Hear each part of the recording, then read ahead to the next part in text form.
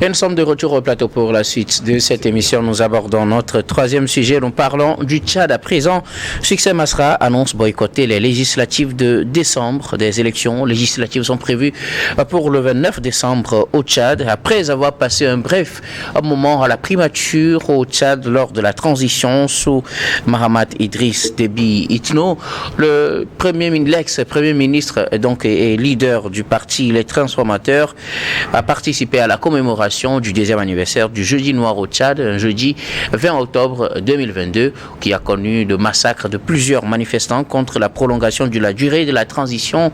Les bilans varient d'une source à une autre, en fait, et qui font état, selon des ONG, de 300 jeunes massacrés. Pour les autorités, il s'agit d'une cinquantaine de personnes. Et dans la commémoration de ce douloureux événement, l'opposant Succès Masra a annoncé que son parti, les Transformateurs, ne participera pas aux prochaines législatives. On se rappelle, il y a de cela quelques mois, le même opposant qui était alors Premier ministre avait défendu la participation à l'élection présidentielle. D'abord le oui pour le référendum constitutionnel, puis la participation à la présidentielle de mai, élection à laquelle il est annoncé deuxième, bien loin, derrière le général Mahamat Déby Itno, qui est l'actuel président du Tchad. Après cette participation désabusée, Succès Masra annonce ne pas participer aux prochaines législatives. Je commence par vous, Adam Adronou. Bien évidemment, on vient de constater qu'on a un Succès Masra avec son parti Les Transformateurs qui a une position assez contrastée, qui en réalité donne raison à ceux qui ont estimé par le passé que Succès Masra, après avoir accepté être Premier ministre ou rentrer dans le gouvernement, avait perdu en tout cas sa popularité. Et aujourd'hui, je pense que les faits semblent donner raison à ceux qui soutenaient dans cette ère pour la simple et bonne raison que aujourd'hui, vous l'avez dit tantôt, lorsque vous prenez en moins d'une semaine, le même opposant a pris deux positions diamétralement opposées. Il avait dit en donnant des arguments réellement que il ira aux élections, mais en posant des préalables qui étaient justifiés au regard des intempéries qui ont ravagé une bonne partie du Tchad aujourd'hui, où nous avons une bonne partie de la population qui s'est déplacée. Mais au même moment, on a vu qu'il y a une coalition d'opposants qui ont estimé karma qui n'iront pas donc à ces élections. Donc c'est suite à cela que Succès Masra est revenu sur sa position en disant également que lui non plus n'ira pas donc à ces élections. Ça veut dire en clair que l'homme n'a plus, en tout cas, une posture politique assez stable. Il essaie donc de chercher une certaine popularité qu'il n'a pas, puisque cette popularité pouvait donc être jaugée si tel est que tous les partis d'opposition étaient présents lors des présidentielles. Donc lui-même aujourd'hui, il essaie donc de se départir de ce qu'il appelle faire caution à une élection dont les résultats sont déjà préfabriqués dans les ordinateurs.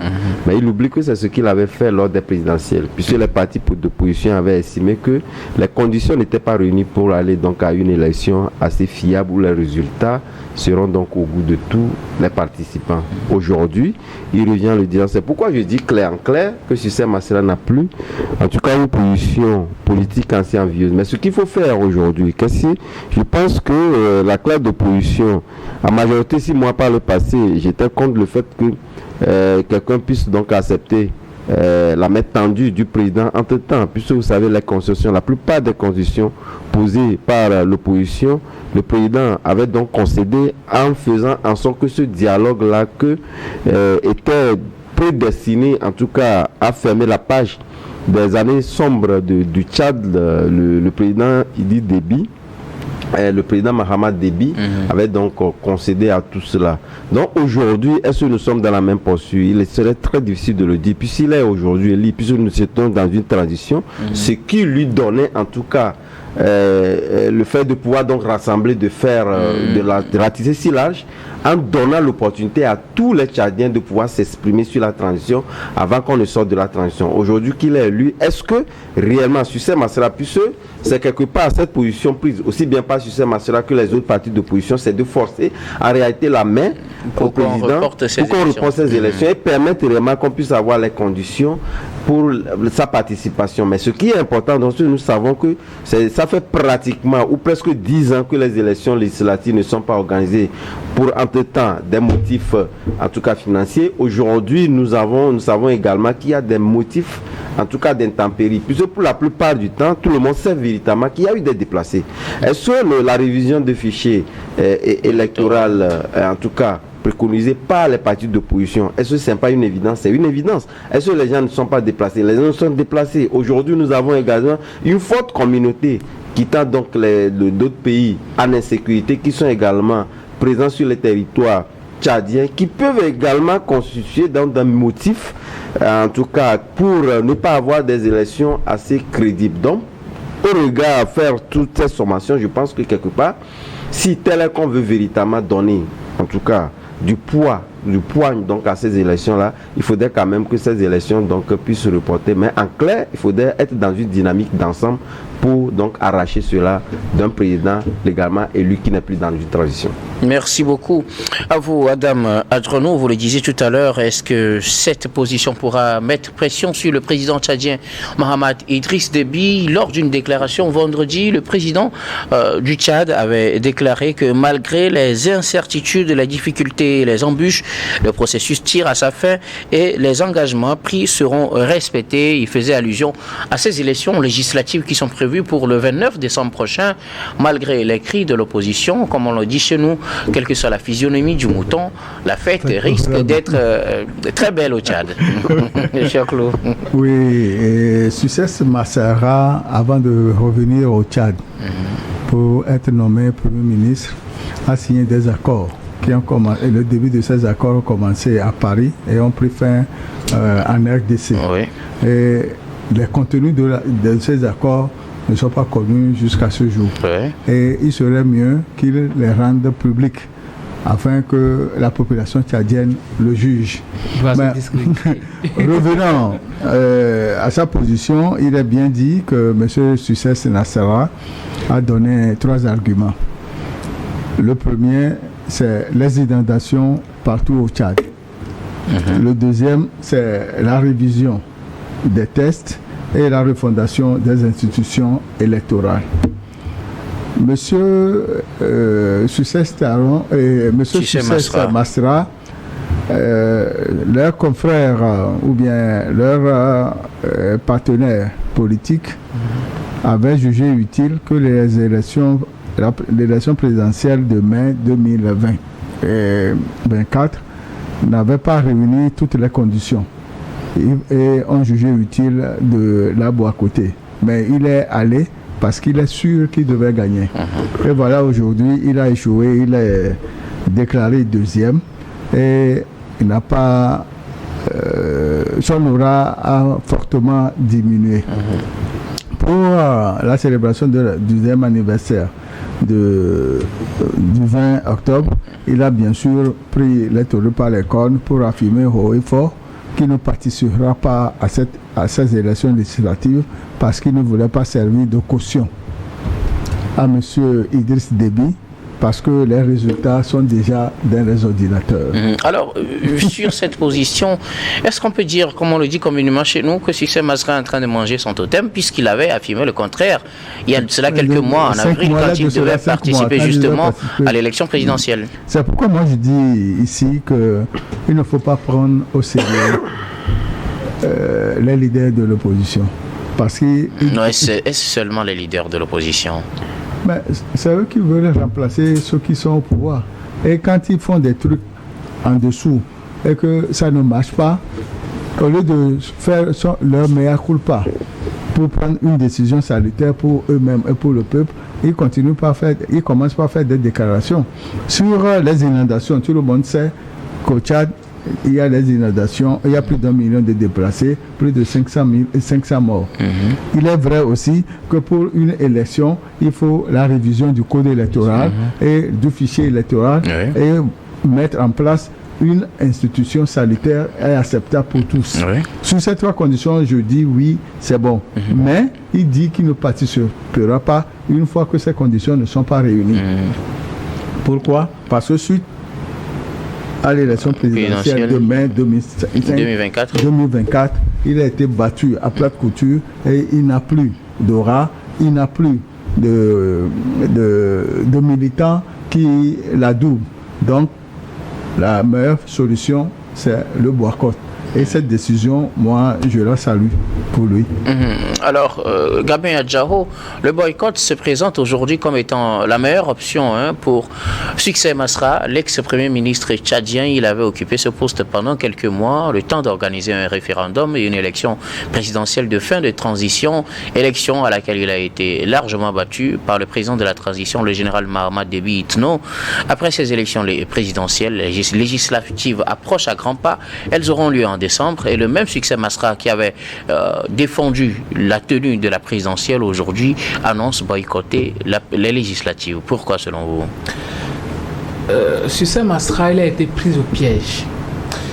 Quel piège? Il a cru à tout ce que Mahamat Déby lui a dit quand il était en France et ensuite au Congo. Et il s'est dit, bon, je vais venir, je vais être Premier ministre, j'aurai le coup des franches pour pouvoir réorganiser les choses, pour réorganiser le fichier électoral et voir clair dans ces élections-là pour que je ne sois pas volé. Mais il ne sait pas que c'était une machine qui était mise en place et que peu importe ce que lui va faire, il sera battu à plate couture. Et il a été battu à plate couture, il s'en est sorti avec 18%. Ce qui veut dire que même si on organise les élections législatives aujourd'hui et qu'il y participe, il n'aura pas plus de 5 députés à l'Assemblée nationale.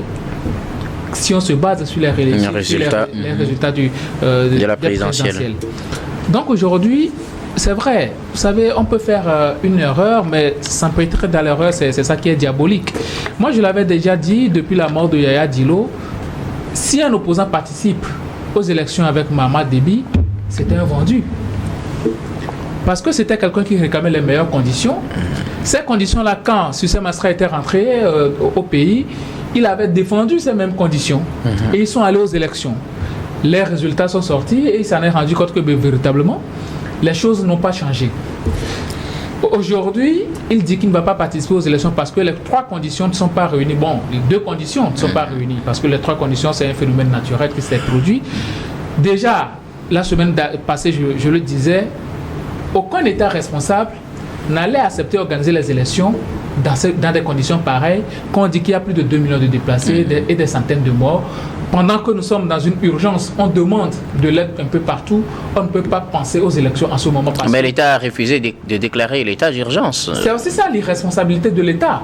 C'est aussi ça l'irresponsabilité de l'État parce que quand on est responsable de ses enfants, de ses fils et filles, la moindre des choses, quand on n'est pas en mesure de les aider, c'est de déclarer l'état d'urgence et de demander de l'aide. Mais l'État veut se faire comme quoi il est puissant et il peut régler les situations. Comme on le dit souvent, on a la situation en main. Et là, ils veulent organiser, poursuivre les préparatifs pour organiser les élections, alors que les élections dans nos pays, c'est à coût de milliards. Les populations ont besoin de l'aide qu'ils n'ont pas. Maintenant, Succès Masra, sur cette demande, c'est tout à fait normal. Un État responsable aurait accepté et Succès Masra n'a pas besoin même de demander ce qu'il est en train de demander parce que c'est tout à fait normal. La refonte du fichier électoral, les meilleures conditions d'organisation de ces élections, c'est tout à fait normal pour tout État responsable. Et moi, je dis qu'il a totalement raison. C'est vrai, il avait commis une grave erreur en acceptant de participer à ces élections, mais il a bien fait de ne pas s'empêtrer, s'embourber encore un peu plus. Parce que quoi, s'il accepte de participer encore aux élections législatives, on va lui donner quelques députés. Il va participer à l'installation de Mahamat Déby, je ne sais pas, mais même dans les provinces et dans les communes, combien de représentants il aura. Mais il va participer à la gouvernance avec Déby. Donc, à la mauvaise foi du gouvernement Déby. Aujourd'hui, c'est bien pour lui. Joël a dit qu'il devait quand même arriver à mettre sur la place publique l'accord qu'il avait signé en France ou en République démocratique du Congo. Mais je pense que bon, déjà les choses sont claires. Aujourd'hui, il s'est rendu compte que bon, Déby n'était pas quelqu'un à qui on devait faire confiance. Et je pense qu'il fait bien de dénoncer les conditions, les mauvaises conditions d'organisation de ces élections. Maintenant, est-ce que les Tchadiens lui font assez confiance? C'est ça le problème aujourd'hui. sa crédibilité a été mise en jeu. Et c'était ça l'objectif de Déby. Discréditer et Succès Masra, annihiler toutes les forces d'opposition, puisque Yaya Dillo est déjà décédé. Donc aujourd'hui, il n'y a plus personne en face qui puisse faire l'ombre ou bien qui puisse poser problème au fils Déby. Donc il se la coule doucement. Il va organiser les élections le 29 décembre, il va les remporter, comme on l'a dit, haut les mains, et il va gouverner. Succès Masra ne fera absolument rien. Au moins aujourd'hui, qu'il essaie de protéger son intégrité et relancer son combat. Qu'il demande pardon à la population et à tous ses frères de l'opposition qui n'avaient pas bien fait, qui n'avaient pas eu une meilleure lecture de la situation politique, et ils vont relancer le combat ensemble. Sinon, actuellement, c'est déjà perdu. Merci beaucoup à vous tous pour vos contributions. Nous allons marquer la dernière pause, puis on reviendra tout à l'heure. Ce sera pour la dernière partie de cette émission, dernière partie que nous allons bien évidemment consacrer au Togo.